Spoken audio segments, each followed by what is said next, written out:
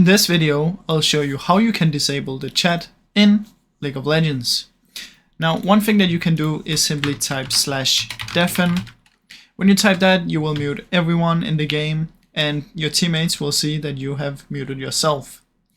Now, if you want to completely turn off the chat, what you can do is go to Options, come into Interface, scroll down until you find Chat. Now from in here, you can select these.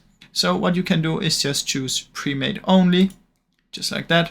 And what this will do is, if you don't play with a pre-made, you cannot see your team chat and you cannot see enemy team chat as well. So that's basically how you can make sure that you disable the chat. Now I like to have mine on everyone so I can chat with everyone, but that's basically how you can do it, guys. There's not really much more to it. Those are the only two ways to disable the chat.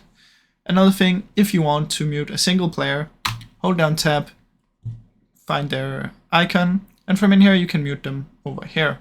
So let's say you have many players, you can just do it down here. That's if you want to mute only one player. Now that's basically how you can disable the chat, guys. Now I really hope you enjoyed this video. If you did, please leave a like and subscribe, as it helps me out a ton.